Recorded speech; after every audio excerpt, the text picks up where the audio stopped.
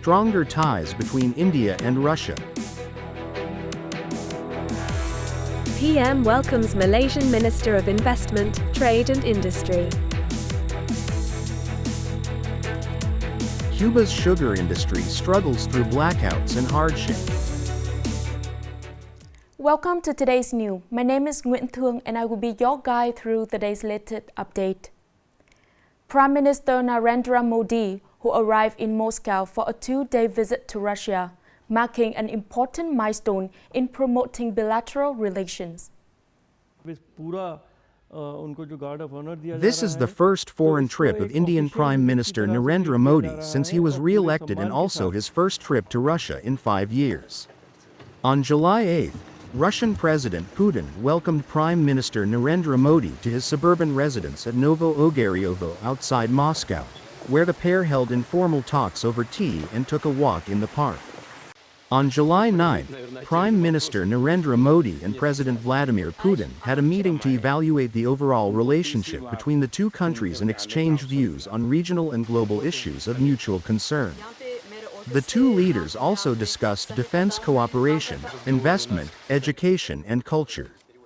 Resolving the trade deficit between Russia and India is also a top priority on the two leaders' agenda. Ukrainian President Volodymyr Zelensky and Polish Prime Minister Donald Tusk signed a bilateral security agreement within the framework of the Ukrainian leaders' visit to Warsaw.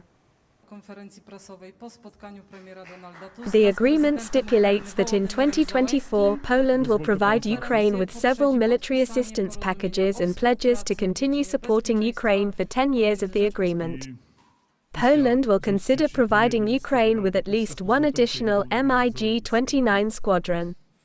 The security agreement provides for the development of a mechanism for Poland to shoot down Russian missiles and drones fired in the direction of Poland in Ukrainian airspace. In addition, the two sides had a talk to discuss defense cooperation between Ukraine and Poland, Ukraine's roadmap towards joining the European Union, EU, as well as the upcoming North Atlantic Treaty Organization, NATO, summit in Washington. At a reception in Hanoi for Malaysian Minister of Investment, Trade and Industry, Jafar Abu Aziz, Prime Minister Phạm Minh Chính hailed Malaysia as Vietnam's major trade and investment partner. Malaysian Minister of Investment, Trade and Industry Zafrul Abdul Aziz is on a working visit to Vietnam to co-chair the 4th session of the Vietnam-Malaysia Joint Trade Committee in Hanoi. Currently, Malaysia is the third largest trading partner of Vietnam in the Association of Southeast Asian Nations, ASEAN. With a total registered capital of over $13 billion United States dollars, Malaysia is also the third biggest ASEAN investor in Vietnam. The Prime Minister said that Vietnam always welcomes and encourages Malaysian businesses and investors to operate in Vietnam. For his part, Mr. Zafrul Abdul Aziz expressed his strong desire to further advance bilateral economic, trade and investment ties. He expressed his hope that Vietnam continues to support Malaysia's role in ASEAN Chairmanship 2025. Coming up next are some updated news. As the most anticipated annual event in the health industry, the 22nd International Medical, Hospital and Pharmaceutical Exhibition, Vietnam Medipharm Expo 2024 will officially take place from August 1 to 3, 2024 at the Saigon Exhibition and Convention Center 799 Nguyen Van Linh Street, District 7, Ho Chi Minh City. The exhibition is a bridge to bring opportunities for cooperation and business expansion for businesses operates in the field of medicine and pharmacy. The exhibition will gather over 500 booths from 450 enterprises across 22 countries and territories. This year's exhibition, covering an area of up to 10,000 square meters, will feature large national pavilions from countries such as India, Taiwan, China, South Korea, Indonesia, Latvia, Sri Lanka, Turkey and China.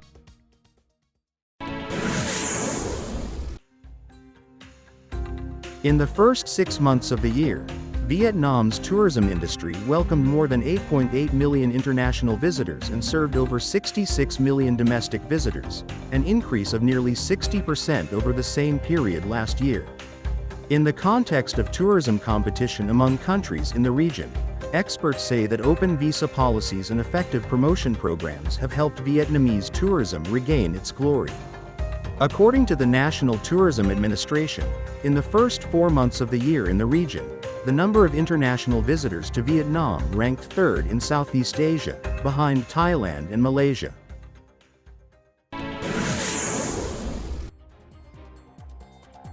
After an 18-year-old female student in Khe Son district died from diphtheria, Nghệ An health sector urgently deployed measures to prevent this dangerous disease. Nghệ An Department of Health asked affiliated units to urgently strengthen monitoring, early detect and test suspected cases, and implement measures to thoroughly handle any outbreaks, actively coordinate to promote propaganda in schools about personal hygiene measures, environmental hygiene, and limit contact with sick people. At the same time, prepare medicines, chemicals, and means to promptly support localities in implementing measures to handle outbreaks and recommend people to get vaccinated.